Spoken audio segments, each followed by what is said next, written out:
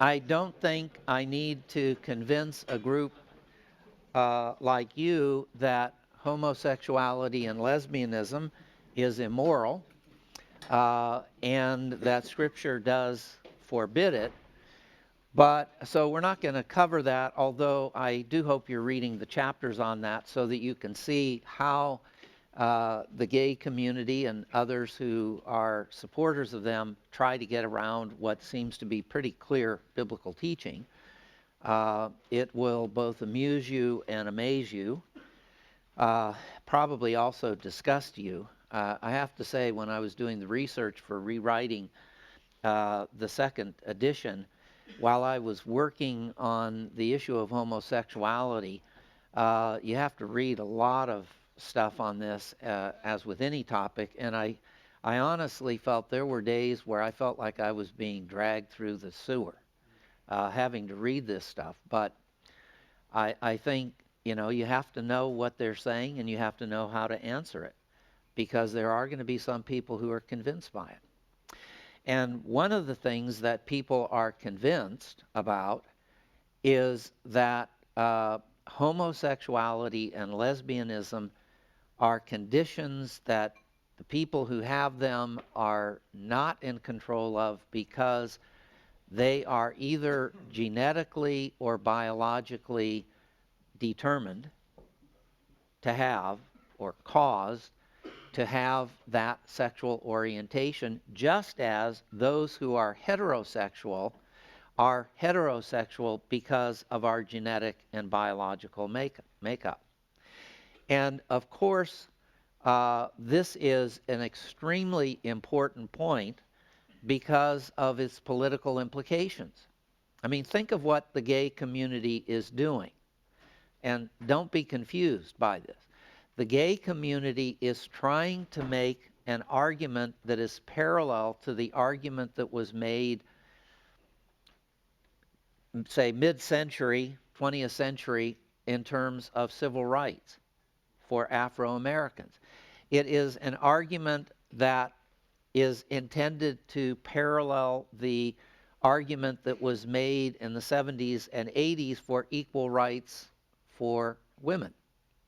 You say, well, what was that argument? Well, the argument is that a person's race, their color, etc., is determined by genes and they have no control over that, so why should you discriminate against them over something that they have no control over? It's not as though they can change this, so why would it be right to exclude them just because of certain characteristics that they have no control over? Similarly, equal rights. What woman could have prevented being a woman before she was born? Well, none of them. And the fact that a woman is not something that she can really change. Some people try, but really, biologically they can't. I'm not sure psychologically they can either. But at any rate, why should women be discriminated against just because they're women? And similarly, the gay community is saying, this is not a choice that we made. This is something that we are genetically or biologically wired, so to speak, to do and to be. And as a result of it, we had no control over making ourselves gay or lesbian, and we still don't have any control over it, so we can't change it. And you shouldn't discriminate against us. Now, I think the argument as applied to civil rights works. I think it's compelling. I think it's also compelling in terms of women's rights. And I think a lot of people in our cultures would say, I agree. Therefore, this line of argument, if it is correct, as applied to sexual orientation, should also be convincing. So, the gay and lesbian community has an awful lot invested, politically speaking, in proving that folk with this sexual orientation are this way because of their genes or their biology, and there's nothing they can do to change it, and they didn't get this way because of a decision.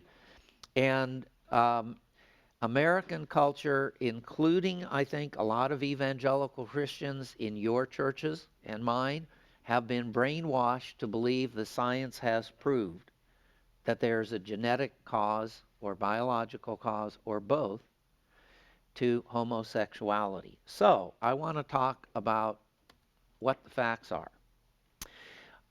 There are different types of tests that get invoked, and actually, in the first edition of our book, my brother wrote the chapter on homosexuality, and at that time, the only kinds of studies that had been done were really biological in nature. They had to do with the size of the hypothalamus gland, et cetera, in the brain. Those tests, to my knowledge, have not been repeated over and over again. The conclusion is that those sorts of things couldn't be proven to be the cause of it. I will let you read that material in the book. But what I'd like to talk about are two kinds of things. First of all, biological issues that are not brain size, etc. related, namely hormonal differences, and then actual genetic testing that's been done in the last, say, 25 years or so, and what these things have actually proved. So, let me begin with a distinction and a definition before I get to the hormonal issues. There's a number of definitions in the chapter on homosexuality, or chapters, and you should look at those. But one that I think is worth mentioning right now is the difference between a gene or a condition being inherited or being heritable.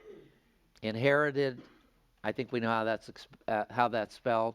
Heritable, Heritable. What's the difference? Well, to say that a characteristic is inherited means that there is some sort of trait that is controlled by, it is given to you by your genetic makeup. Things like your eye color, your hair color, your skin color are determined directly by your genetic makeup. So we would say these are traits that are inherited. In contrast, to say that some trait, whatever it is heritable means that the person who has that trait has other traits that are genetically or biologically or even environmentally controlled, and those other characteristics dispose that person to having this further characteristic. Now, say, wait a minute, I don't know what that means. So let me repeat and let me give you an illustration that I think will help. Okay, to say that a trait is heritable means that the person who has that trait has some other traits that are genetically or biologically or environmentally determined, and those other traits dispose you to have the heritable trait. Now, let me give you an example, and I think this will become clear. Let's say the trait that we're trying to explain, or that we're going to say is a heritable trait, is the trait of being a basketball player. Now, nobody is going to be genetically or biologically made a basketball player. But people are going to be genetically made to be tall, to be very fast runners, to be very quick and agile. And those characteristics, if you have them, are in the right circumstances. If you're interested in basketball, et cetera, you have a chance to play it. Those kind of characteristics are likely to make you a really good basketball player. Okay? So you can't be genetically wired to be a basketball player, but you can be genetically wired to have characteristics which, under the right circumstances, would allow you, if you become a basketball player, to be a really good one. Now, what the gay community would like us to believe and would like to prove is that homosexuality is an inherited trait, that there is some gene or set of genes which, if you've got them, that makes you gay or lesbian. The truth of the matter is that if there is any genetic or biological connection, the connection at most would be to make homosexuality or lesbianism a heritable trait. Why? Well, homosexuality and lesbianism and heterosexuality are behavioral traits, and behavioral traits are usually pretty complicated. They're not just rooted in biology, they can also be rooted in psychology and life experience and environment and things. So they're very, very complicated things, and at most there might be some physical attributes which, in the right environment otherwise and with the right psychological makeup, could dispose someone to becoming gay or lesbian. I'm not saying that it's been proved that homosexuality or lesbianism is heritable. I'm just saying that the gay community would like us to believe that it's been proved that this sexual orientation is inherited, and they haven't proved that, as you're going to see. And if anything were to be proved, given the nature of this characteristic, it's likely that at most you could prove that this sexual orientation is heritable, but not even that has been proved. Well, what kind of connection could there be? Well, it could be that homosexuality and lesbianism are a result of hormones. And there have been some studies on this. What did the studies try to determine? Is there a biological cause for homosexuality? And if there is, it could be tied to hormones, but if you will, that's a twofold or two-pronged discussion, because when you start talking about hormones, you first of all have to talk about the level of hormones that were there prenatally. Maybe that affected it. And that's one discussion. And a second discussion is the hormone levels in adult homosexuals and how maybe they're different from hormonal levels in adult heterosexual. Maybe it is hormones, but not the hormones that you were exposed to in the womb, maybe the hormones that you have once you're born and you grow to adulthood. So the hormonal study has to be done from both of these perspectives. Okay?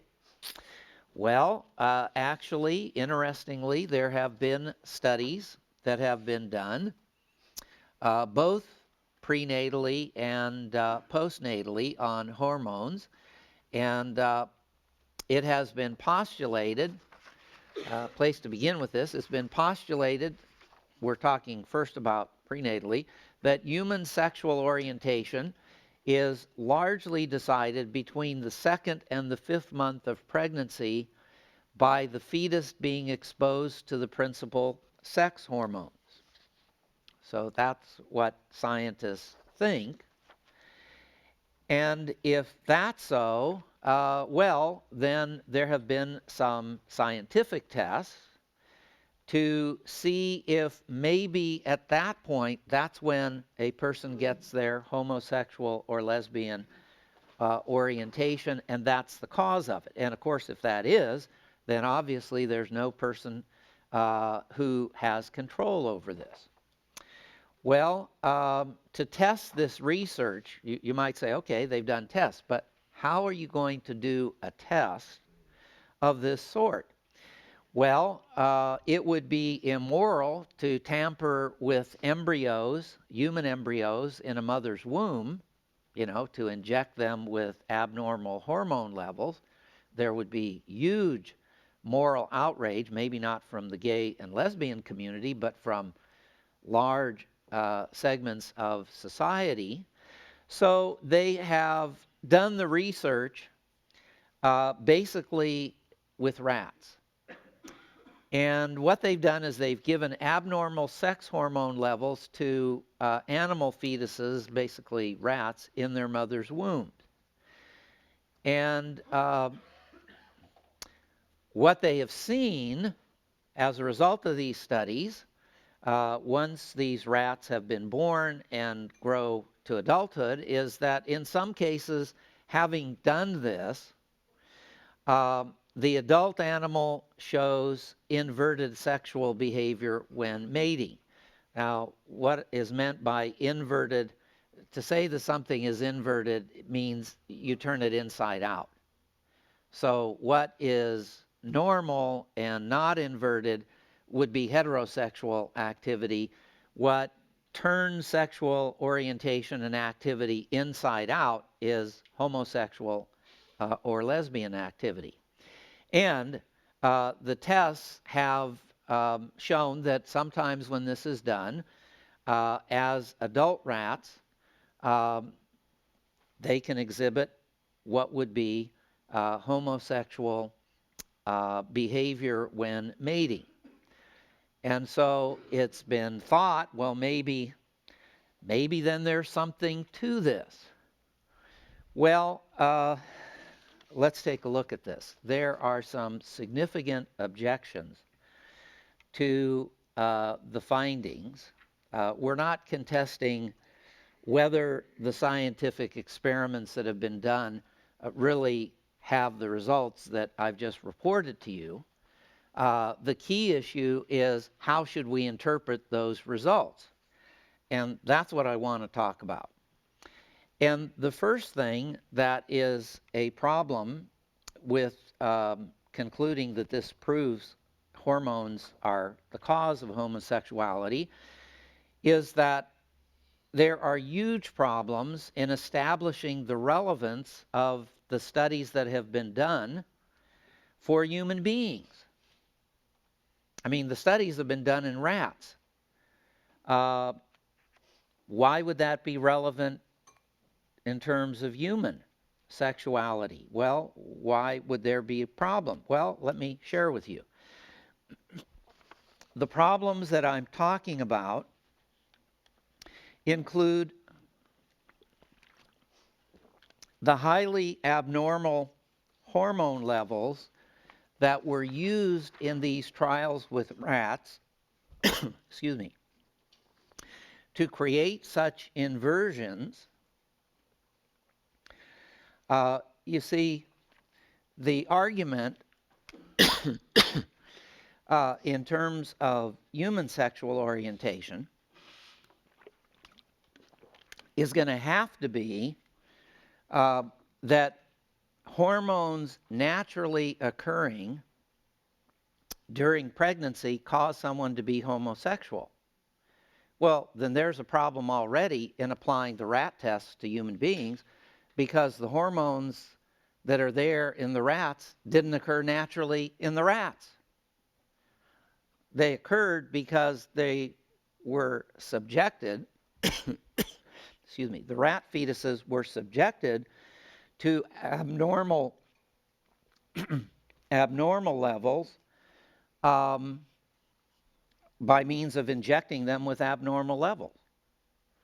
So even if this applied to human beings, the only kind of conclusion you could draw is that if you artificially, pardon me, I have something caught in my throat. If you artificially inject an abnormal level of hormones into a developing human embryo, maybe you'll have a similar result to what happened with the rats. But excuse me. The question is, what would that prove about someone saying, just naturally as I developed in the womb, I became homosexual because of hormones? Wouldn't prove anything. But beyond that, the other problem is thinking that animal sexual behavior is going to be equivalent to human sexual behavior, that even if you could perform this experiment on human embryos, you'd wind up with the same result. How do you know that? There's no guarantee that you would.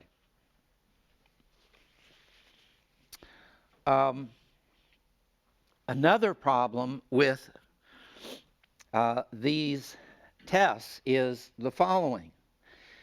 Though these rats that got these abnormal hormone levels exhibited, once they were born and came to adulthood, they exhibited homosexual behavior when mating, it was also found that on the same rats, or I guess maybe even other rats, that kind of activity, that kind of behavior occurs as a reflex which the experimental rats emit upon sexual stimulation without reference to the gender origin of the sexual stimulus. So that the kind of behavior that the rats exhibited that would facilitate a homosexual sex encounter is something that can happen regardless of whether it's another male or a female rat. But beyond that, what's really troubling is that the people who have done this experiment have reported that the male rat exposed to prenatal feminizing hormones will exhibit this kind of homosexual behavior in response to the experimenter's hand rubbing the rat just as easily as to another normal male rat. Now, what does that mean? That means that the experimenters found that if you gave this abnormal amount of hormones, you could get this inverted behavior in an adult rat, not by a sexual encounter between the adult rat and another rat of the same gender. Yeah, you could get it that way, but you could also, by stroking the animal with the experimenter's hand, you could also get the same response. If that's the case, what can that possibly prove about hormones making you homosexual? I mean, homosexuality doesn't normally involve someone exhibiting this behavior when an experimenter, scratches their back or whatever. So there's a significant problem when you can produce the same result either by having contact between a couple of male rats when prenatal hormones have given, or when you have contact between the rat and the experimenter's hand. When such behavior can be produced mechanically by stroking the rat, it hardly qualifies as an analog to human homosexual orientation. Um, Another problem with this kind of argument and this kind of test is that prenatal hormonal levels in developing human fetuses, if you were to test that, you'd have to do that indirectly, because to do it directly, you'd probably kill the embryo. And of course, if you kill the embryo by injecting it with these hormones, then you're not going to find out what it would do when it's an adult. And of course, many people would say, well, it's immoral to perform that kind of test on a human being. So it's going to be, there's not going to be a direct way to test the prenatal level of hormones in a human embryo. There are, however, some naturally occurring and some accidental medical conditions in some fetuses that have served as a kind of experiment. And studies of this sort have shown that when some fetuses are exposed to abnormal hormone levels during their development, the result can be altered physical development, altered brain functioning, altered gender orientation, and sexual behavior when older. And here I quote, there was one study that reported that the female children of mothers, human mothers, who unwittingly exposed their fetuses to elevated intrauterine levels of estrogen by pills that they were taking during pregnancy, were disproportionately, though modestly, the quote says, more like to become bisexuals as adults. The problem is those kinds of tests are really dubious as to what they can prove about the hormonal cause of homosexuality. Well, why? Well, first of all, because the homosexual population doesn't show any of the expected physical abnormalities to an elevated degree which occur in people who are exposed because of medications exposed to hormonal levels, abnormal hormonal levels, because of medications their mother took during pregnancy. In other words, it might be possible to induce by drugs a certain behavioral response once a person is born and becomes an adult, but that doesn't mean that anyone who exhibits the same behavior without drug inducement is caused to do so by the same hormonal imbalance. And this has nothing to do with saying that, well, people who become gay because it just naturally in the womb turns out that their hormonal levels are abnormal. There's no proof that that's happening. Yeah, you can manipulate possibly sexual behavior later on by giving an abnormal amount of hormones, but what does that prove about someone who's gone through normal pregnancy, is made gay because in the natural process of the 9 months of pregnancy they were exposed to an abnormal level of hormones? Well, naturally, it's very rare that people would be exposed to an abnormal level of hormones during the pregnancy.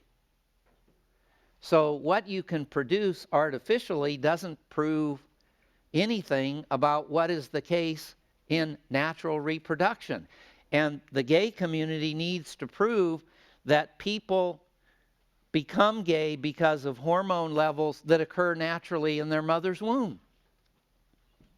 Well, the tests don't prove that because the abnormalities result from injecting the rat embryos with an abnormal level of hormones.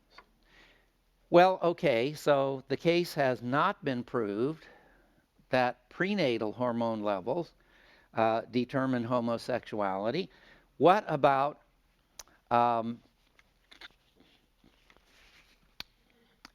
postnatal, especially adult hormonal levels? Well, if it's really caused by hormonal differences from heterosexuals, you'd expect to find hormonal differences postnatally in homosexuals as opposed to heterosexuals. And as stated on the screen, many tests have been done on both male and female homosexuals to see if they have abnormal levels of certain sex hormones in comparison to heterosexuals. And these studies have been done not after you inject them with abnormal sex hormones levels, but you test them to see what their hormonal levels are without any manipulation. And you compare the hormonal levels of gay people, gay adults, with heterosexual adults. Well, what does the research suggest? Well, the consensus on the research about men is that there is no substantial hormonal differences between homosexual adults and their comparable heterosexual peers. Well, wow, that's very interesting. What about adult lesbians and adult heterosexual women? Here's the consensus on research about lesbians and postnatal hormonal levels. Most of lesbians, their hormonal levels fall in the normal ranges of serum testosterone and estrogen. Well, what determines normal? Well, the heterosexual levels of hormones in heterosexual women. However, the consensus research has also shown that there is a subpopulation of the women, lesbians, who have been studied, who may be described as having elevated testosterone levels. Well, so maybe then at least in adult lesbian human beings, it is hormones that cause it. Well, hang on. I say hang on because the folk who've done this study and come up with this then add that the anomalies, the differences that you find in this subpopulation of women who had elevated testosterone levels, what about it? Well, the anomalies may be caused by the sample of lesbians that were used for the test.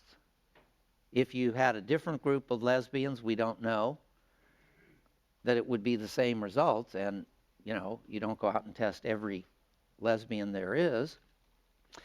The difference in testosterone levels could be the result, the researchers say, of stress on those women. It could be a result of their occupation or even their physical exercise patterns. I mean, after someone's gone through a workout, certain hormonal levels might be elevated, which would not have been elevated before the workout. And, you know, maybe some of these women who are in this group that had elevated testosterone levels came in and got tested after they'd had a workout an hour or two before. When the researchers say there's a smaller group of the whole group tested that has elevated testosterone, you say, oh, well, maybe then it is hormones that decide it. But then when they say, well, the reason that that group has elevated hormones could be the result of that just happened to be the group of people who were sampled. The fact that it's a subpopulation means that this wasn't true of every lesbian that was tested. So maybe if you had tested another group of lesbians and use them in place of the subpopulation, then maybe you'd get, for all of the people who were tested, normal ranges of serum testosterone and estrogen. Or maybe the reason that testosterone was elevated is that the women who were tested on the day they were tested in particular were really stressed out. Or maybe their occupation is one that really stresses them out, and they have to engage in behavior that is rather aggressive if they're going to be heard and taken seriously. And who knows what kind of hormones that might release. Or maybe it's because this subgroup of people wound up having a workout the day before the test or the day of it, and that's why this is elevated. This comment is not coming from evangelicals. This is coming from the people who did the test. Well, what does that suggest then? It suggests that both in men, male adult homosexuals, and female adult lesbians, the level of hormones is the same as in adult heterosexual men and women, which then means that the tests have shown that you don't become gay or lesbian because of hormones, either prenatally or postnatally. Well, you might say, and let me add this, the overall consensus of the research on adult hormone levels is it's unlikely, this is not my comment, this is the comment of the people who've done the study, it's unlikely the sex hormone levels have any direct bearing on sexual orientation in adults. Now, don't worry if you can't get this all written down, because these are exact quotes that are taken from the chapter. So you'll find these things there. Well, okay, so it's not going to be biologically controlled, either by the size of the hypothalamus or by hormones, but maybe genetics is the cause. Well, stay tuned. First thing, Lord willing, tomorrow morning, we're going to look at the genetic tests that have been done and see what they prove.